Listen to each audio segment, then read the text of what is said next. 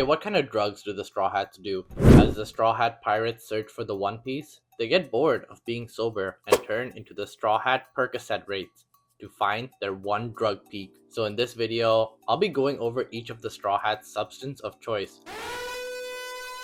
Now, I am in no way glorifying drug usage, and this video is merely for entertainment purposes only. Had to get that out of the way so YouTube doesn't kink shame me. Unlike Sanji, who is okay to kink shame since he busts a nose and a nut with every female interaction. After he finishes busting to busty bust, his Drake gets softer than a pillow, which is why Sanji's drug of choice would be Viagra. You see, even though he has German genes that make him stiff enough to break a sword, his Wang pumps out so much happy juice that he physically can't maintain his erections. And ED is only half of what Sanji is. The rest of him is PO. And since Sanji is not half the man he used to be, he pops them libido lozenges till he gets hard as Pika. Now he can continue to goon and turn the all blue all white. Although some people will never get to swim in the all white, like Robin because she ate a devil fruit. But she also eats pills of Adderall, aka Addies, aka study buddies. Now, we know Robin is a scholar. Yeah, we know. We watched the show, you fucking idiot. Hey, there's no need to be rude, man. Man? Bro, I'm literally the voice in your head. Now stick to the script before you lose the viewers. Okay. Because Robin loves to read and learn about history, she's often limited by how much she can absorb when she's tired. So she takes smart pills to make her melatonin hormone lower and do right by her old sensei, Clover. When Robin is geeked out on those geek beans, she uses her devil fruit to spawn multiple hands and eyes to read from multiple books at once. I don't know how she remembered all that info. I would have gone nuts. I would have gone nuts.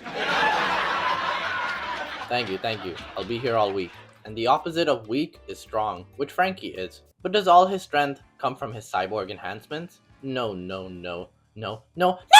Sorry guys, I got scared. I thought I heard my evil inner voice coming. As I was saying, Frankie's strength does come from his mods, but if he didn't work out, he'd have a robotic dad bod.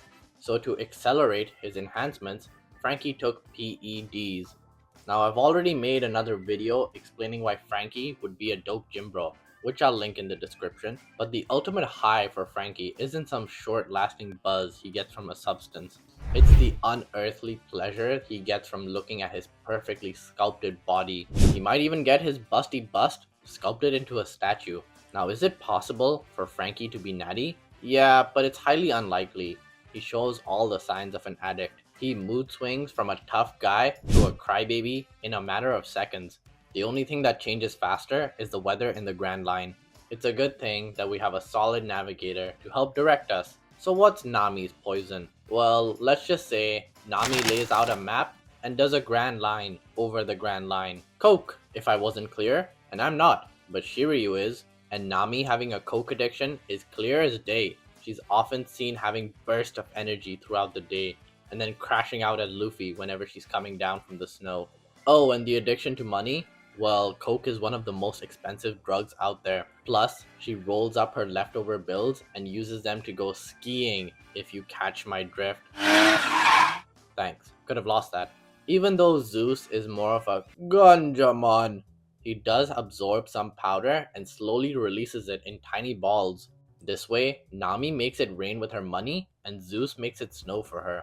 Nami is such a fiend that she sticks her fingers in the baggie and rubs the powder residue on her gums. It's a good thing she eats oranges, or her gums would be bleeding worse than me after my evil voice beats me. And it beats me why Luffy would need any drug when he's naturally high. Especially in Gear 5, bro is tripping in real life and can make his hallucinations real. Which is why Luffy doesn't do drugs often, but on occasion he takes some M, aka E, aka X. Gon' give it to ya. And it refers to Molly. You see, after every arc, there's usually a banquet and a party, and Luffy uses this as a chance to kick back and throw it back. The disco biscuits give him the energy to dance like no one's watching. More than that, he becomes ultra social and invites every person he talks to onto the crew. Oh, and if you thought Luffy was affectionate normally, you'd be surprised how much he hugs his fellow Straw Hats while he's rolling. The only person doing more touching is the chubbed out Sanji as he rubs one out to make the red line a white line. No, Nami, not that kind of white line. Get out of here. Scram! It's all fun and games for Luffy, till he comes down and looks like he does after Gear 5. I guess he needs more training with the 5th gear, and someone who's always training is Roronoa Zoro. So let's talk about him.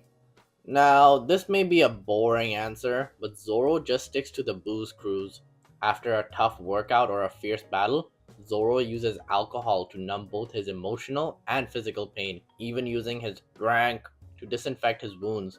In my last video, I already discussed how Zoro is an alcoholic and is going to seek help. You know, someone else who could benefit from those meetings is...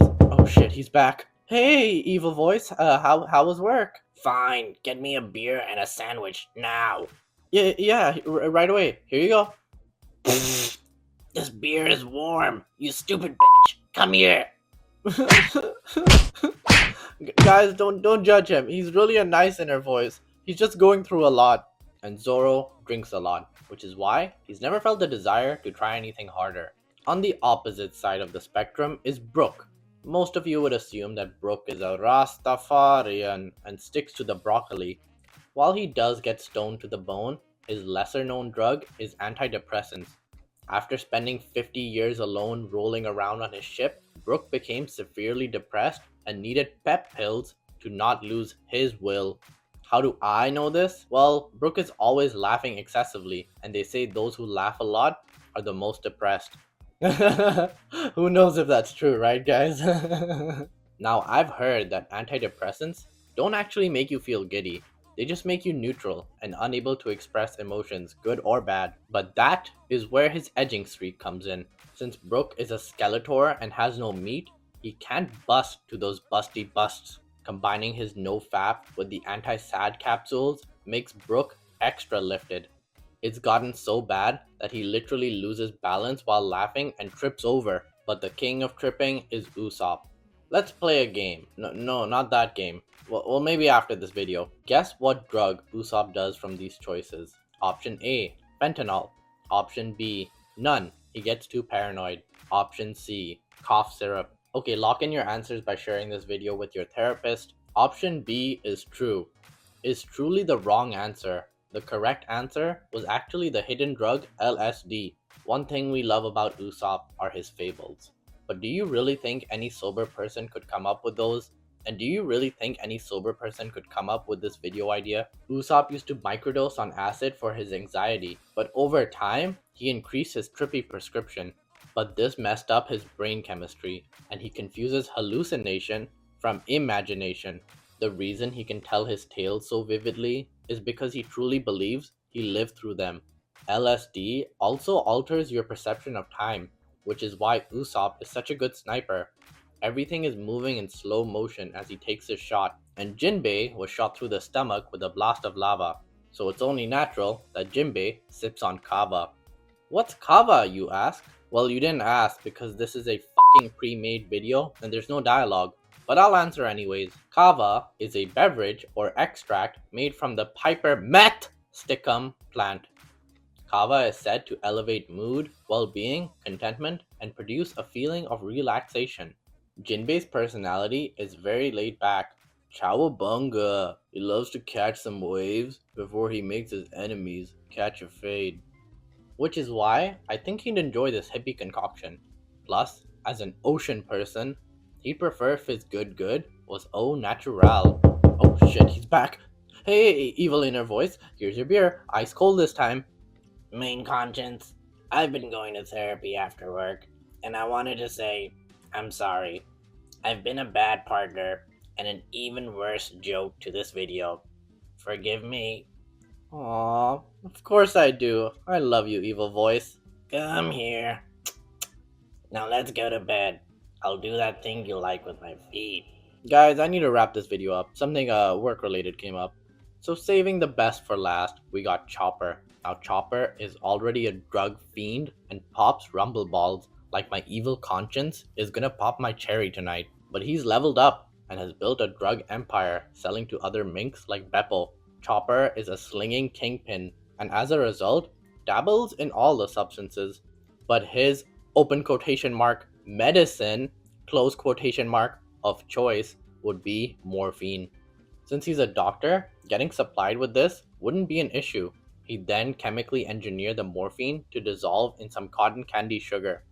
The sugar rush plus morphine high gives him the best of both worlds. The best of both worlds, like when you take an upper and a downer at the same time. Thank you, Hannah Montana, for describing what Chopper feels, and I feel like ending the video here. I hope you enjoyed this video as much as I'll be enjoying my evil inner voice's foot in my ah. Don't forget to substance reject any drugs you get and subscribe for more One Piece and anime content. Bye bye!